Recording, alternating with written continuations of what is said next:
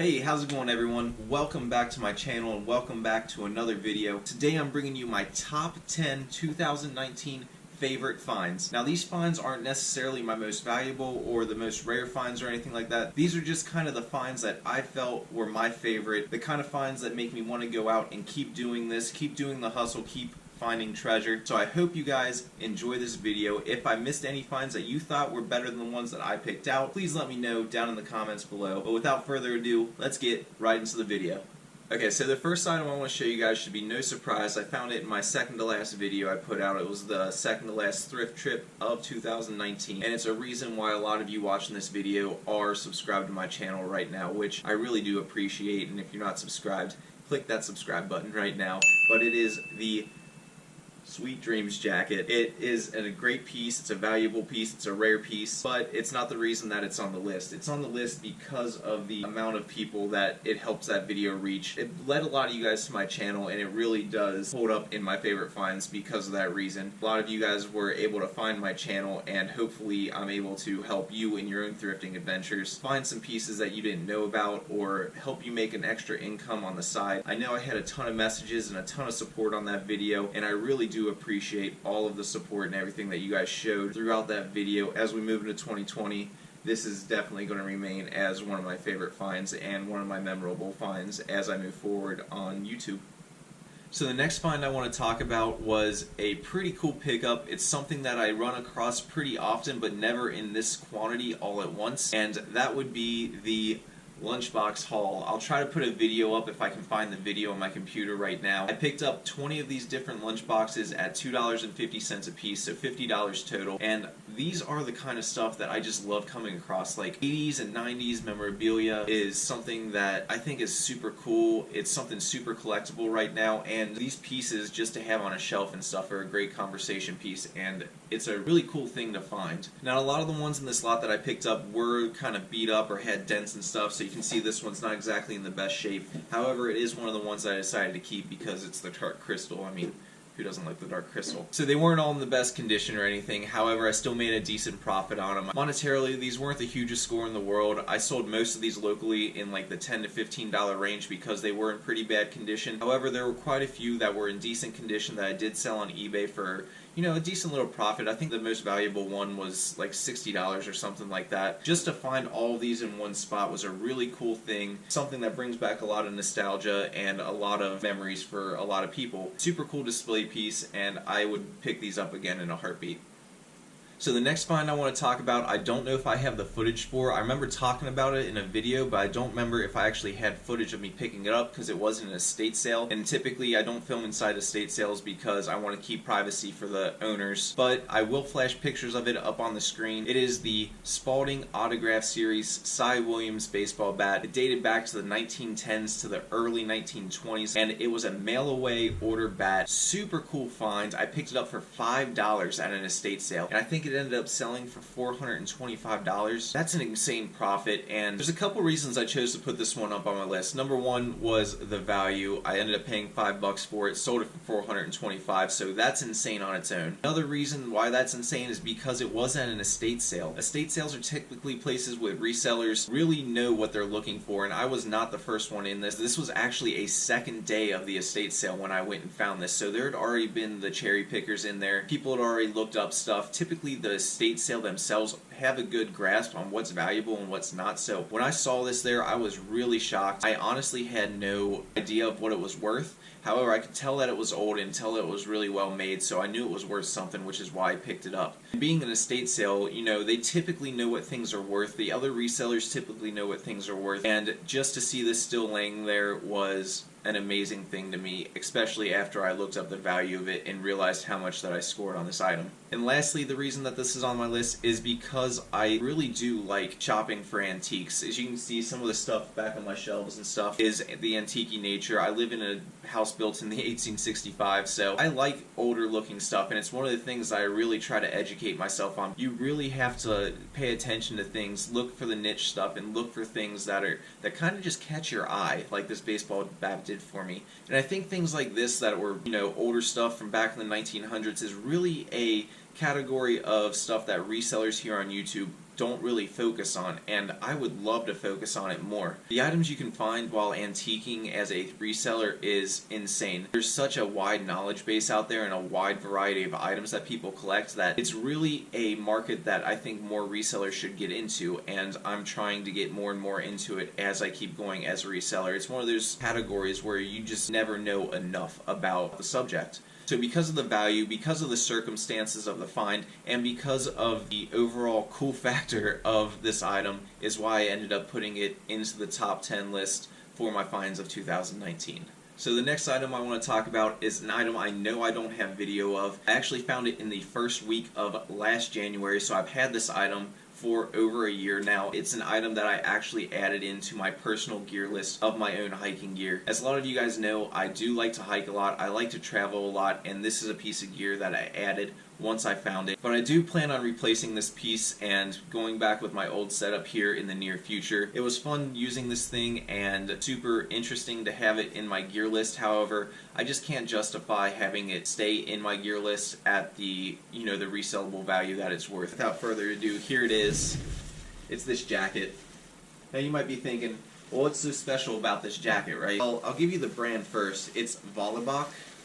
It's a German designed brand, I believe. Stuff they sell is really cool and really interesting. Their overall business model is to design clothing that has a wow factor to it, something that is really cool, something that's eye-catching, and something that is science related, which I think is super awesome. The thing that makes this jacket so special is it glows in the dark. The jacket is charged by the sun, and then the charge allows it to glow in the dark at nighttime. This allows you to be seen by your family, friends, or your hiking buddies, whoever you're with on the outside. A lot of people use it for running and stuff, but I was using it as a part of my hiking kit. This was definitely a super cool piece to have in my collection and to use for a while. I just don't see the need for it in my personal gear, as I do like doing long distance hikes. I'm typically not hiking at nighttime or anything like that. It's definitely a brand for you guys to look out for in your own reselling adventures.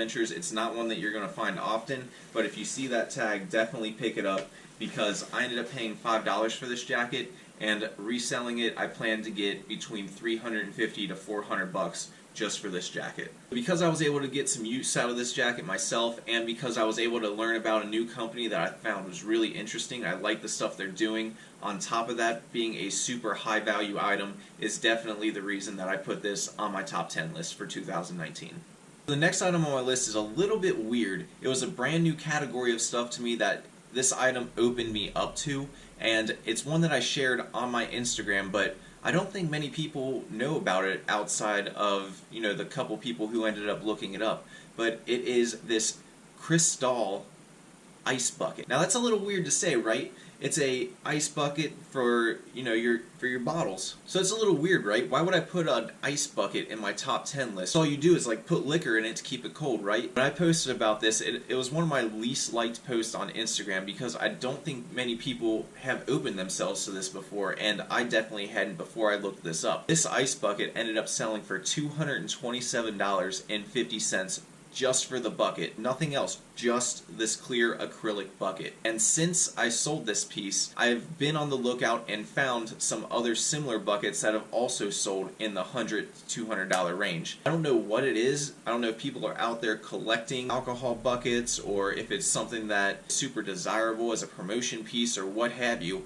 but this bucket opened a gateway into a field of alcohol memorabilia that I had never ventured into, and since I found this at the beginning of 2019, I have found 3 or 4 more that have made me some very good money, and I think this is an item that a lot of you will never have considered even picking up, so that's why I included this piece on my top 10 list for 2019. The next item on this list is a little different. I have it on here for a different reason than any other one, and that's because of who it went to. This next item is a lot of Red Cross pins. I picked them up at a yard sale from a lifelong Red Cross volunteer and military member. I ended up paying him, I forget what I ended up paying for it. I bought a bunch of stuff off of him in general, and I sat around, had a really good conversation with this guy. I talked for almost an hour, and I ended up selling this lot to the American Red Cross Museum, and I ended up making making $208 off of this in total is what it sold for. Don't have a ton of footage for it. I do have an Instagram picture of when it sold and what it sold for, but overall this pin lot was something that I had a great time just talking to the seller. It went to a great place where people are going to be able to appreciate the items in a public setting,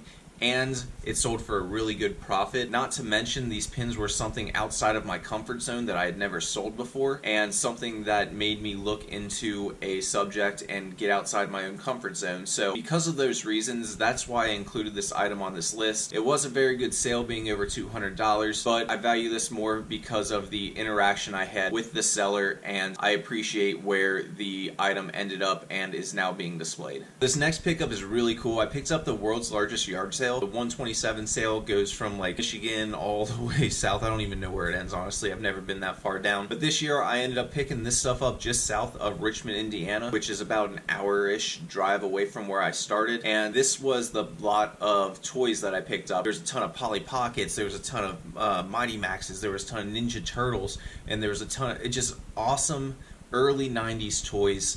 And I'm sure I have the video running in the background right now. I only picked up a portion of what this lady had, because if you watch that video, I actually asked her how much she wanted for everything. There was some like X-Men stuff and Power Ranger stuff that she just wouldn't sell me because she wanted to take them to a comic shop, which, I mean, why'd you have them out at the yard sale if you didn't want to sell them? But I ended up getting a very good amount of stuff off of her. I ended up paying $100, I believe, total for everything. 110 maybe. I made a very good profit on this. I'll flash up on the screen some of the stuff that sold, but this video showed you guys not to pass up on some of the stuff like Polly Pockets or vintage Ninja Turtles or LCD games. I went through all kinds of stuff just in this one pickup that brought a lot of value to the table, and I had a lot of people telling me, hey, I never picked up Polly Pockets before, but now I'm on the lookout for them because of your videos. And that is something that I find really awesome. I enjoy picking up this kind of stuff, like early 90s toys or late 80s toys, and this pickup just had a very good mix of both boys and girls toys, being between the Polly Pockets and the Mighty Maxes and Ninja Turtles and everything. This was just one of those pickups that I really enjoyed because toys and video games are kind of my top tier lookouts for at yard sales for things that I really enjoy picking up, as you'll see in these next final pickups I'm about to show you. I really do enjoy picking up toys that stir up nostalgia, and especially for stuff that is relatable to me. So having these Mighty Maxes and Ninja Turtles and Power Rangers and stuff like that, it's just an awesome find in my opinion, and it's stuff that sells really well. The market's there, and if you know what you're looking for, you can really make some good profit as a reseller and still have that feel-good feeling of nostalgia when you buy it. Speaking of nostalgia, my next favorite find is this lot of video games that I found. My camera died the day I found these, and I ended up filming it on my phone, and I was just so excited in the clip. You can hear it in my voice when I found this stuff. It was this huge lot of NES games, and it had a couple N64 games, a couple Game Boy games scattered in there, and I got all of them, this entire lot that you see on the screen right now. I got it all for $20. Like, those kind of finds don't happen anymore, especially for video games. And to top it off, this find was at 10 o'clock in the morning, so this sale had already been going for 2 whole hours, and I know other resellers were in that community sale looking at this stuff as well. I must have just got really lucky and went down a street that no other reseller had gone down yet, and I found this stuff sitting there, and I was over the moon. Video games are what got me into reselling. They're the first things that I ever sold on eBay, and they're the first things I ever went to thrift stores to look for to sell. When I first started doing the reselling on the side, looking for these video games and stuff, I wasn't getting my information from YouTube or anything yet. This was just all organic stuff that I realized, hey, I can sell my old games. I bet you I can find some old games at the thrift stores. And this was in the time in like 2010-ish when retro video game collecting was still in its relative infancy. Obviously there had been collectors for years since back in the 80s and stuff, but the big retro game like boom didn't happen yet, which happened in like, I don't know, 2015. You could no longer find any good video game deals really. Like, everything was marked up. People knew what they had and they knew what they were worth. So finding this kind of score in 2019 was just mind-blowing. I paid less than $1 per game, and some of the games in there were fantastic scores. They weren't like a bunch of sports games or something that you typically see people pick up when they pick up lots. I mean, there was a Conker's Bad Fur Day in this lot. There was a Pokemon Blue in this lot. There was some really solid titles. Kid Icarus, there was just so many good titles in this video game lot that I had a connection to, and I remember playing when I was young, and I remember back in my early reselling days before I knew there was a huge community out there on YouTube and Instagram. This is how I started reselling. Like, this hit home for me. This was an awesome find. I kept some of the games myself from my personal collection, and I sold off the rest, made a huge killing on it, and overall, this is definitely my second favorite find of 2019. If you've been following my channel for a while, you probably know what score's coming up. This score is awesome because it shows the importance of asking what you're looking for. If you like to sell a certain thing, don't be afraid to ask people if they have it at garage sales. So at this particular sale, I went up there. It didn't look like anything in particular that I would normally be interested in. They had some furniture out. They had some like mid-century modern vases and stuff. So I went up and I asked the lady, I was like, hey, do you have any retro video games? Do you have any old toys or something? She just looked at me and she's like, yeah, I've got quite a bit. You want to come down to my basement and look? And I was just like, yes. So we ended up going down into her basement and I saw this. So as you can probably see on the screen right now, there was a ton of old toys. I was specifically told that there was going to be video games down there, but we didn't end up finding any video games. Instead, we found all these toys down there. And these toys were premium. Cream of the crop, the stuff that toy collectors wish they ran across, the stuff that you hear about people finding and you just don't believe it because it's so insane. So this lot was filled with stuff like Transformers, G.I. Joes, Food Fighters, some vintage card stuff, Legos, Alien vs. Predator, Masters of the Universe and stuff. It was a crazy haul. It was insane, the stuff that was in there. I didn't know exactly what I had at the time. I knew that there was stuff in there that I wanted, so I knew about the Masters of the Universe stuff being stuff that I've sold before, some of the Lego stuff I'd sold before, and some of the Transformers stuff I'd sold before. But I never really dove into G.I. Joes, and little did I know, this G.I. Joe haul was insane. In this haul, it had things like, it had a ton of the G.I. Joe Night Force figures. It had stuff like the Night Ray boat. It had the General. It had that hovercraft in it. Bunch of G.I. Joes like Charboil and stuff that were worth over $150 a piece. The Night Ray sold for like $400. The hovercraft sold for like $200. The General sold for $100-something. It was an insane find. Between the figures and the vehicles and all the other stuff in this lot, I was just mind blown. I learned so much about G.I. Joes. I learned how to take them apart and clean them, how to add the new rubber bands in them, and then on top of the G.I. Joe stuff, there was things like these Food Fighter figures that sold for like $80. Some of the Transformers, which like Generation 1, Generation 2 stuff, which sold over $100 a piece for some of them. It was just a mind-blowing score. I didn't have a very good concept of the G.I. Joe stuff at the time, so I offered what I was comfortable with, and I said, you know, $70-$75 is what I would end up being comfortable with. So she's like, okay, I'll text my son, give me your number, and I'll text you back in a little bit, or you can stop by later in the day as the community sale winds down, and I'll let you know what he said. Now, I normally don't like leaving my number at sales because people tend not to call you back, right? Well, not even 15 minutes after I left that sale, she texted me and said, $75 is good. Yes! So I went back to the house, we got everything up into the sunlight, loaded it in my car, and it filled up almost my entire car because I had some other yard sale stuff in there too. I knew I had scored. When I got home and looked up this stuff, I was just mind blown. Again, toys are obviously something I get excited over. Video games are something I get excited over. But learning something new on this scale while talking about this caliber of item in this quantity, it literally blew my mind. I was so ecstatic. If you guys followed me on Instagram, you probably seen my enthusiasm when I picked up this stuff. I was posting about it. It's one of those things that in the future I probably wouldn't even rank it as, you know, my top find of 2019. This is probably going to be one of those finds that goes down in one of my top finds ever. But it just goes to show you, you need to be asking for the stuff that you're interested in. Ask about video games, ask about toys if that's what you're interested in, ask about electronics if that's what you're interested in. It doesn't hurt to ask people. Anyways, that's going to wrap up my list for my favorite finds of 2019. I hope your 2019 was fantastic as well, and I hope your 2020 is even better. I know mine has already started out insane, which you will see in the next video. Otherwise, thank you all for watching, checking out my channel, and subscribing. Please leave me a comment of your favorite find that you had in 2019. I would love to hear them. That's going to do it for today. Till next time, keep on treasure hunting. Peace.